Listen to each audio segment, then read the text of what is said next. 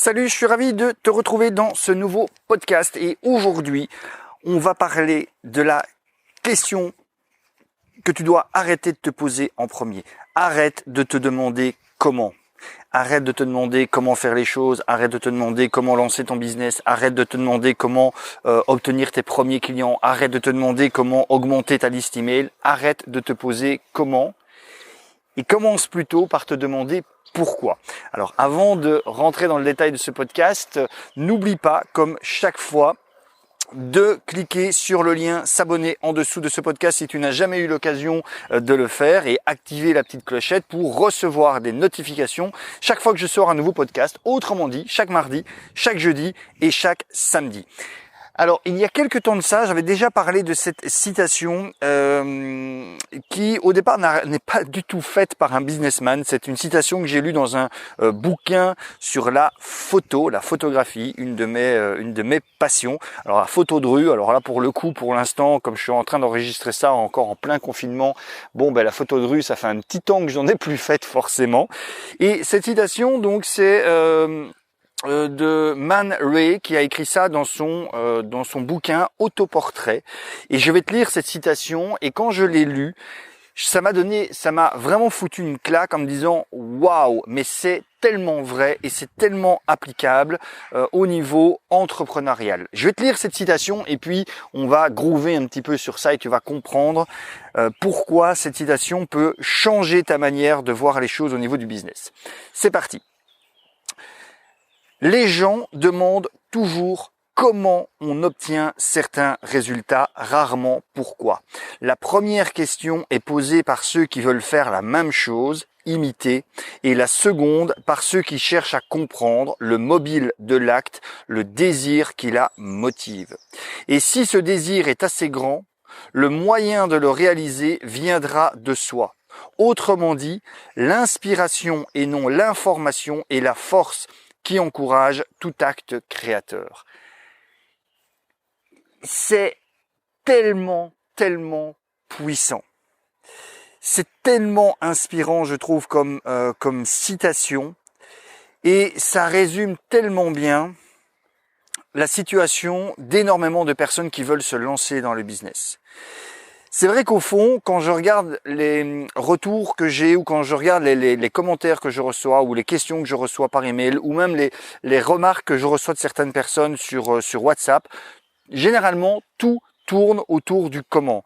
Ah Olivier, comment je peux faire pour développer mon business? Ah Olivier, comment je peux faire pour faire mes premiers 1000 euros? Ah Olivier, comment je peux faire pour développer mon business à 10 000 euros par mois? Ah Olivier, comment je peux faire pour obtenir mes premiers clients?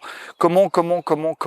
Et bien entendu, c'est certain qu'à un moment donné, le comment est important. C'est certain qu'à un moment donné, se poser la question du comment, donc comment on va faire, quel est le plan d'action que l'on va suivre, c'est important. Mais le truc, c'est que c'est rarement la bonne première question à se poser. Je vais donner un exemple très concret. Toutes les personnes avec qui je travaille en accompagnement, donc j'ai un accompagnement individuel qui s'appelle Business Booster, qui me permet justement d'accompagner différentes catégories de solopreneurs, de la personne qui veut démarrer à la personne qui a déjà lancé quelque chose mais qui souhaite scaler ses résultats. Et quel que soit le statut de la personne, quel que soit son niveau actuel au moment où je commence à bosser avec, la première chose que je fais, c'est quelque part éliminer justement les réponses aux questions comment. C'est-à-dire que le début du travail portera toujours sur des éléments qui se rapprochent plus de questions qui tournent autour du pourquoi. On va travailler au niveau de la mission, au niveau de la vision, au niveau des valeurs. On va travailler au niveau des désirs profonds de la personne que j'accompagne. On va travailler aussi sur le pourquoi le pourquoi du client idéal, de la personne à qui on veut travailler. Bref, on va s'éloigner du comment, on va s'attarder sur le pourquoi, et puis bien entendu, lorsqu'on aura vraiment cette certitude absolue que toutes les réponses aux questions pourquoi on les a obtenues, à ce moment-là, on va redescendre sur terre quelque part, on va revenir un peu plus sur terre, sur du concret, sur du matériel, et on va réaliser le plan d'action. Mais c'est dans ce sens-là qu'il faut le faire. C'est-à-dire que si aujourd'hui tu n'as pas encore réussi à bien comment dire, à bien travailler sur ton pourquoi, si tu n'as pas pris le temps de justement pour reprendre un petit peu comment dire, pour reprendre un petit peu ce qui est dit dans cette situation de Man Ray, si tu n'as pas cette inspiration, d'accord, si tu n'as pas ce mobile, ce désir, si tu ne sais pas exactement ce qui te motive à passer à l'action, tous les comment auxquels tu vas répondre te mèneront tôt ou tard dans une impasse. D'accord? Tôt ou tard, ça te mènera dans une impasse. Et j'insiste vraiment là-dessus et je voudrais vraiment que tu comprennes ce fait-là. Et je vais te donner encore un autre exemple que j'ai vécu pas plus tard qu'hier. C'est bien entendu indispensable que tu te formes. C'est bien entendu indispensable que tu découvres les systèmes nécessaires qui vont te permettre de mettre en place justement ton business et de répondre à ces comment. Bien entendu, je ne retire pas cela. Ce que je veux dire par là, c'est que si tu te focalises d'abord sur le comment sans avoir la certitude que les réponses au pourquoi te motivent, t'inspirent, te donnent la niaque, eh bien, tu vas très vite déchanter au niveau des comment parce que tu vas t'apercevoir que tu as beaucoup de travail à faire, qu'il y a beaucoup de choses à faire. Tu vas peut-être t'apercevoir à un moment donné que tu vas te planter, que tu vas devoir recommencer. Et si tu n'as pas ce désir puissant qui te motive, eh bien, tu vas tout simplement te démotiver avant d'avoir obtenu des résultats. Tandis que si tu connais le grand pourquoi, si tu sais précisément les raisons pour lesquelles tu fais les choses, peu importe le temps que ça te demande, tu continueras à poursuivre tes efforts jusqu'à atteindre justement ce grand pourquoi. Je vais terminer avec un dernier exemple. Avant ça, comme chaque fois, je t'invite bien entendu à cliquer sur j'aime ou sur j'aime pas, hein, si tu n'as pas aimé ce contenu, à laisser un commentaire, ça me ferait plaisir de savoir ce que toi tu penses de tout cela, et à regarder dans la description de ce podcast, peu importe la plateforme sur laquelle tu l'écoutes, il y a un lien qui te permet de récupérer ton cadeau. Ça me ferait plaisir que tu le fasses. Mais voilà, pour terminer, je voudrais te parler d'un exemple que j'ai vécu hier, au moment où j'enregistre en tout cas le podcast. C'est une personne qui m'a contacté sur WhatsApp en disant « Ah, salut Olivier, voilà, je serais peut-être intéressé par ton programme à 99 €. » Donc c'est le programme du cercle des solopreneurs. Il dit « Mais voilà, j'ai tellement été déçu par des, alors il met entre guillemets, formations miraculeuses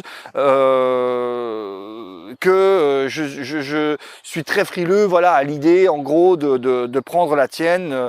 J'ai toujours un peu cette crainte de me faire arnaquer et que finalement ça va pas m'expliquer comment faire les choses, etc., etc. Et ce que je lui ai répondu, c'est finalement ce que j'ai fait, c'est de l'anti-vente, parce que à nouveau, voilà, la personne est j'ai envie de dire c'est bien normal, c'est bien légitime, se disait ben oui, en gros toutes les formations que j'ai prises m'ont pas permis de découvrir comment faire pour réussir à cartonner au niveau de mon business. Quand je repense en fait à ce message, je me pose maintenant la question, mais est-ce que finalement, avant de se poser la question du comment, est-ce que cette personne a pris suffisamment de temps de se poser la question du pourquoi? Et à mon sens, je dirais probablement que non. Et que c'est probablement à cause de ça qu'il a le sentiment que toutes les formations qu'il a achetées, qu'il s'est fait arnaquer avec toutes ces formations, que c'était des formations soi-disant miraculeuses, mais en fait qui n'apportaient rien. Je ne sais pas les formations qu'il a achetées, mais je suis quasiment persuadé que 80%, voire 90% des formations qu'il a achetées étaient de très bonne qualité et probablement qu'elles amenaient des très bonnes réponses au niveau du comment. La seule chose, c'est peut-être qu'il n'a pas suffisamment mis en application ces choses-là, qu'il ne les a pas mises en pratique. Pourquoi? Parce que ça ne répondait pas à son grand pourquoi. Parce que ça ne répondait pas à son grand pourquoi. Et donc à ce moment-là, forcément que ça ne peut pas fonctionner. Je vais te laisser là-dessus. Je vais te relire une dernière fois cette citation pour que tu l'aies bien en tête parce qu'elle me semble primordiale et il me restera alors à te souhaiter une excellente journée. Les gens demandent toujours comment on obtient certains résultats, rarement pourquoi. La première question est posée par ceux qui veulent faire la même chose, imiter. Et la seconde par ceux qui cherchent à comprendre le mobile de l'acte, le désir qui la motive. Et si ce désir est assez grand, le moyen de le réaliser viendra de soi. Autrement dit, l'inspiration et non l'information est la force qui engendre tout acte créateur. Man Ray dans Autoportrait. Je te souhaite une excellente journée. Ciao.